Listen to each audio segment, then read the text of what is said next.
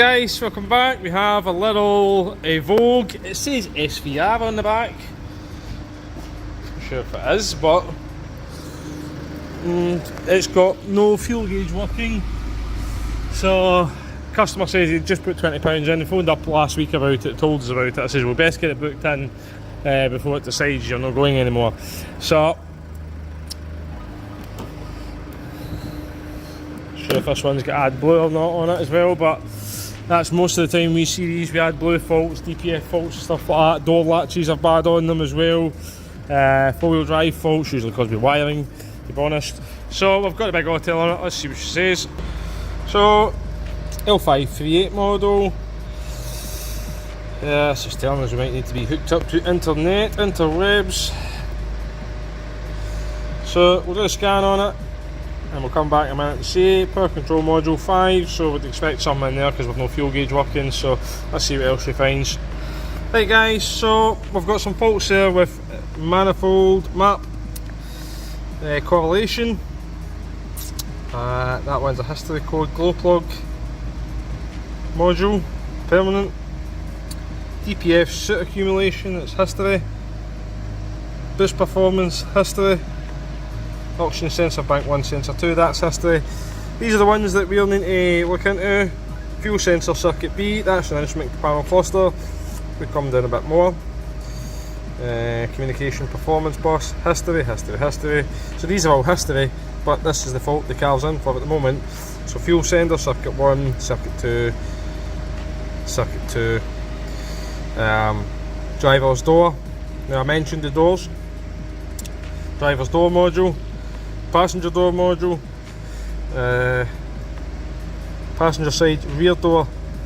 So we'll need to confirm that those actually lock. So driver's front, I think it was. Driver's door, central locking motor, permanent fault. That one's intermittent. So we'll save all of these and we will come back. Right guys, we know about all the stuff on the autel, so we've copied that report. So front brake pads, they're going to want done. They're very, very thin. I'll get my torch in a bit better. So they're very, very thin in there. So those are going to want done. I would just advise pads and discs on the front there. This side's a little thicker. See if we can get the wheel into a better position.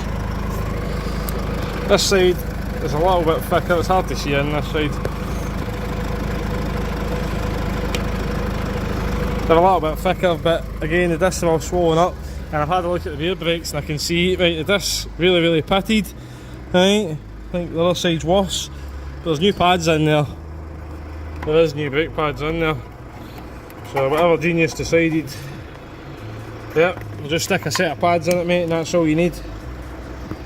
But what's going to happen there is the brake pedal's going to start juddering, going to start getting vibrations through the pedal, especially when you look at that disc when there's big craters in it. So the surface is coming away there, so there's a big chunk out of there, a big canyon. I wouldn't be surprised if, you know, when you're battering down the motorway, you press the brake pedal will be going like that, bum bum bum bum bum bum. Well, it's not going to be long until it is, so anyway, we'll put it up now and see what else we can see. Yeah, I'm getting good at knowing what goes wrong with these Evogues. You can see somebody's already been in at the hull decks, so for whatever reason that's got a cable tie around it. I'm going to imagine there's been a problem with that hull decks unit. Now the wiring normally goes, yeah, normally goes up there. The wiring normally does. So anyway, we are concerned by the fuel tank. I'm going to imagine, yeah, like the Range Rover Sport, this guard here is more than just a guard. So it is protecting the tank there. You can see it's just all disintegrating. So we're going to need to remove the tank, so we might be better just seeing about replacing, because look at the nick yet, replacing those two tank straps with that guard. And in order for us to get the tank out of it, we're going to need the exhaust off it as well. So we're going to need to split it here from the DPF. Take that out, we need to take the prop out of it as well to get the tank down. I'm not sure if we can maybe do it from inside the car, I'm not sure, I've never had the tank out there folks. So I'll need to check the labour time on the Evogues, to be honest with you. I have heard of this issue on the Evogues with the fuel tanks going. There you can see it again, there's more of it. So although we've got those two straps there, that is supporting the tank as well. Goes right around it, and you can see those are riveted on. The big metal plate there is riveted onto these straps. So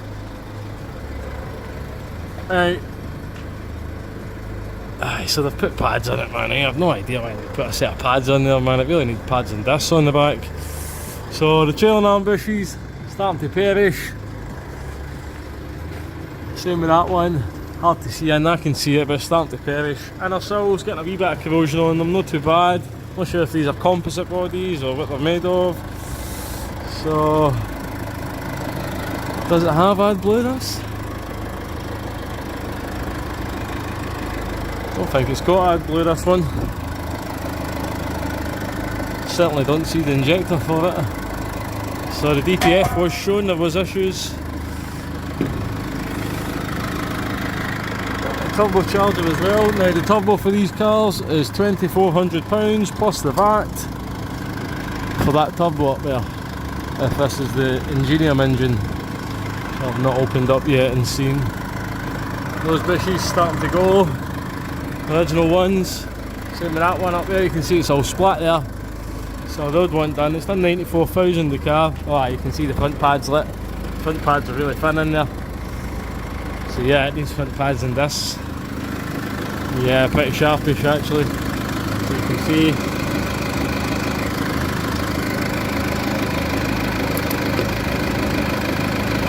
Not much meat left on those pads and discs. The bushes and stuff we can get at a later date. Really, the real issue, you can see how bad that is there, eh? That side's worse, the passenger side's worse. So, but yeah, so we need to drop the tank out this unless we can get that for above. And then again, so it's a saddle tank as well, so there'll be a sender unit over here and there'll be a level over here as well, because it has to be able to calculate what's in both ends of that tank. So there you go, guys. Another Land Rover, another problem. Hopefully we'll have a wee look at the data, see what kind of labour time's involved in it, but yeah, it's a bit more involved than what I thought it was going to be. But so I'll be knowing what we could be doing with some front and rear pads and discs. Really, I would just advise changing them.